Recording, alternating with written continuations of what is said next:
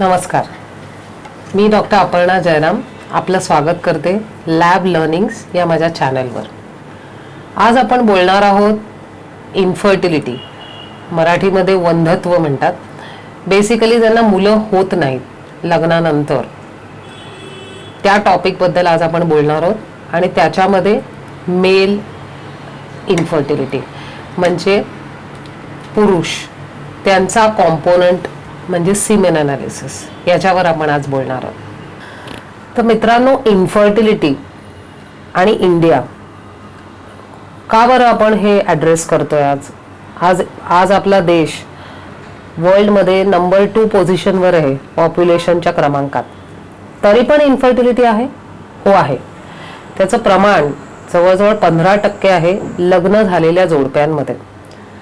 15% जर तुम्ही बघितलं की पुरुष आणि स्त्री, तर पुरुषाच्या मध्ये जवळजवळ 45 ते 55% म्हणजे 45 to 55% कारण त्याच्यामध्ये आढळलं जातं.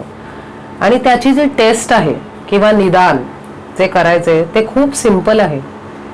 त्याला म्हणतात सीमेन अनालिसिस, किंवा म्हणजे मराठीमध्ये, हिंदीमध्ये आपण धातू म्हणतो, मराठीमध्ये वीर्य म्हणतो. ह्याच्यामध्ये काही रक्त काढायचं नाहीये, म्हणजे आपण ज्याला म्हणतो इन्व्हेजिव्ह असं नाहीये. खूप सरळ साधी टेस्ट आहे.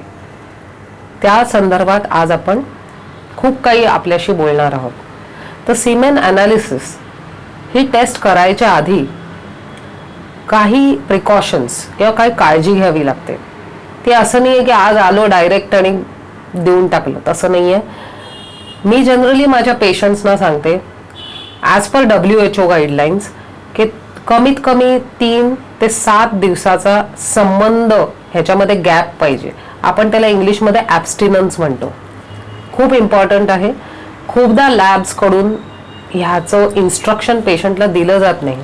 त्याला वेगळी कारणं असतात, बट मी इन्सिस्ट करते आणि म्हणून आज मेन्शन करते की 3 ते 7 दिवसाचा गॅप पाहिजे तुमच्या शारीरिक संबंधांमध्ये. दुसरी गोष्ट, आजकाल जमाना असा आहे की blood test at home, door step collections, याच्यामध्ये I never encourage home semen collection जसं ब्लड कलेक्शन होतं. कारण असं आहे की ही टेस्ट लॅबमध्येच कलेक्ट करावी आणि अर्ध्या तासात ती बघावी लागते. त्याचे पॉईंट्स आपण पुढे डिस्कस करणार आहोत.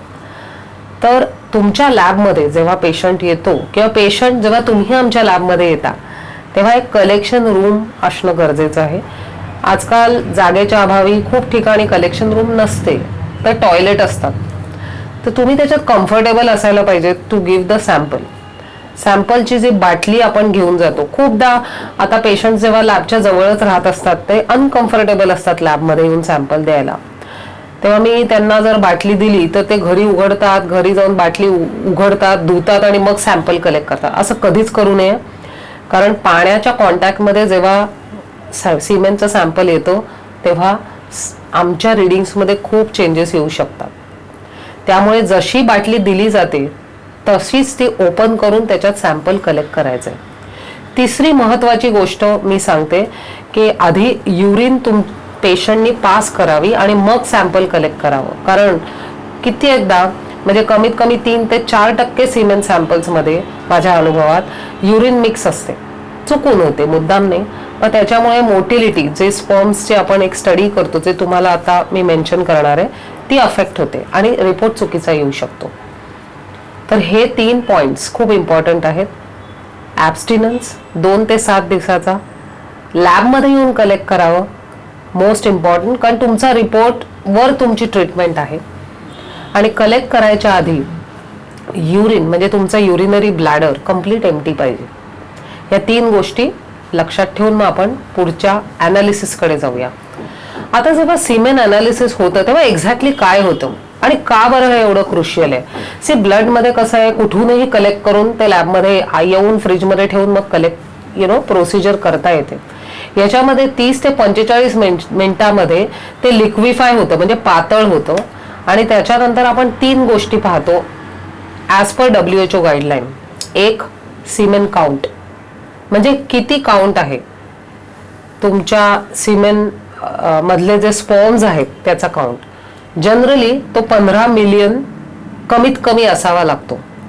त्याच्या खाली असेल तर आपण त्याला लो काउंट म्हणून मोजतो. 15 मिलियन ते 200 मिलियन एवढे काउंट असतात. दुसरं मोस्ट इम्पॉर्टंट, काउंट नंतरही करता येतो, पण मोस्ट इम्पॉर्टंट आहे motility. As per WHO motility 4 ग्रेडमध्ये मोजली जाते, 1, 2, 3, 4. सगळ्यात जास्त मोटिलिटी 4 ची असते. आणि तिसरा मोस्ट इम्पॉर्टंट कॉम्पोनंट आहे मॉर्फॉलॉजी, म्हणजे ते कसे दिसतात आपल्या लँग्वेजमध्ये. त्याच्यामध्ये हेड असतं, बॉडी असतं, टेल असतं, कशात काय अबनॉर्मल आहे ते ग्रेड करून क्लासिफाय करायला लागतं, अगेन WHO क्लासिफिकेशन प्रमाणे. त्याच्यामुळे मी सुरुवातीला म्हटलं की हा सब्जेक्ट खूप इम्पॉर्टंट आहे. At the same time right report WHO प्रमाणे मिळणं ही तितकंच इम्पॉर्टंट आहे आणि त्याच्यावरच तुमची पुढची ट्रीटमेंट अवलंबून आहे. Sperm completely non motile.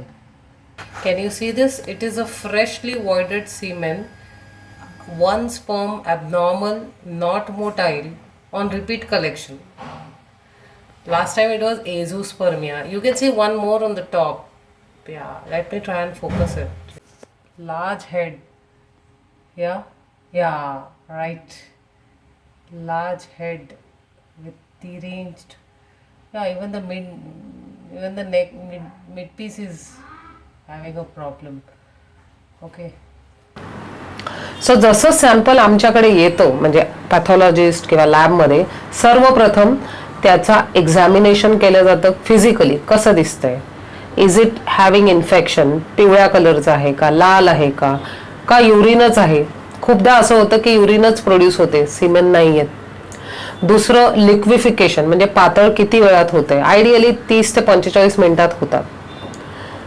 नंतर आम्ही जातो मोटिलिटी, काउंट आणि मॉर्फॉलॉजी.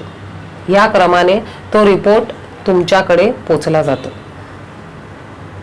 मोस्ट इम्पॉर्टंट ह्याच्याबरोबर आहे, कधी कधी पस सेल्स दिसतात म्हणजे इन्फेक्शन, कधी फंगस दिसतं. हे सगळं रिपोर्ट करून त्याच्या खाली नोंदणी करावी लागते की ह्याच्यावर तुम्ही कल्चर करा, किंवा ह्याच्यामध्ये इतके अबनॉर्मल सेल्स आहेत, किंवा ह्याच्यात स्पर्म्सच नाही आहेत, त्याला आपण एझोस्पर्मिया म्हणतो. स्पर्म्स नसले तर तो रिपोर्ट जनरली तसाच दिला जात नाही. मित्रांनो, तेव्हा आपल्याला असं करायचं असतं की मी माझ्या पेशंटना परत बोलवते 3 दिवसांनी, कारण कित्येकदा पेशंट एवढे ॲप्रिहेन्सिव्ह असतात, नवीन वातावरणात आलेले असतात. सेकंड टाइम मी त्यांना इन्सिस्ट करते की तुम्ही सॅम्पल द्या. 10 मध्ये 5 वेळा काउंट असतो दुसऱ्या सॅम्पलमध्ये. सो सिमेन एक्झामिनेशन किंवा अनालिसिस ही खूप सेन्सिटिव्ह आणि इमोशनल टेस्ट आहे. ॲट द सेम टाइम त्याच्यामधून तुम्हाला एवढं सारं इन्फॉर्मेशन मिळणार आहे. सो खूप साऱ्या इन्फॉर्मेशनमध्ये काय असेल बरं, एक तर पेशंटचा सिमेन काउंट, किती वेळात लिक्विफाय झालं, कशी होती मोटिलिटी, किती ॲबनॉर्मल स्पर्म्स आहेत.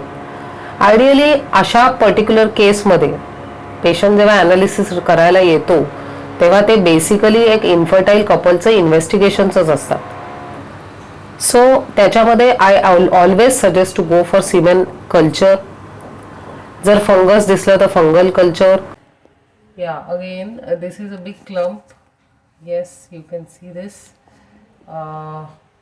Ideally this should be going for anti-sperm antibodies.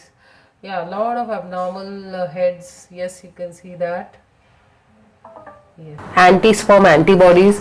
आणि खूप खूप महत्वाची टेस्ट आज आपल्या हातात अवेलेबल आहे, ज्याला आपण म्हणतो स्पर्म DNA फ्रॅगमेंटेशन. ह्याच्याबद्दल आपण लवकरच बोलणार आहोत. पण ह्या सगळ्या टेस्ट, हे सगळं जर कम्प्लीट केलं, याच्या जोडीने अजून काही टेस्ट अवेलेबल आहेत ज्याला आपण म्हणतो स्पर्म फंक्शन टेस्ट. म्हणजे ते स्पर्म्स कसे फंक्शन करतात त्याला आपण पोस्ट कॉर्टल टेस्ट म्हणून एक ऍड करतो, जे की संबंध ठेवल्यानंतर जी स्त्री आहे त्याच्या सर्व्हिक्समधून आपण ते सॅम्पल काढून पाहतो. दुसरी आहे HOS.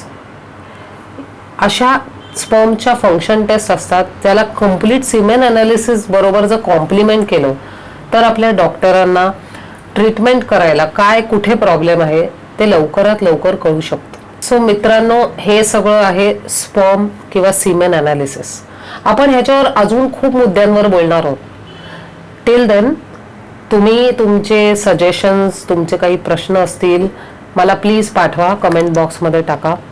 माझ्या चॅनलला सबस्क्राईब करा आणि एक लक्षात ठेवा, be safe and healthy. Thank you.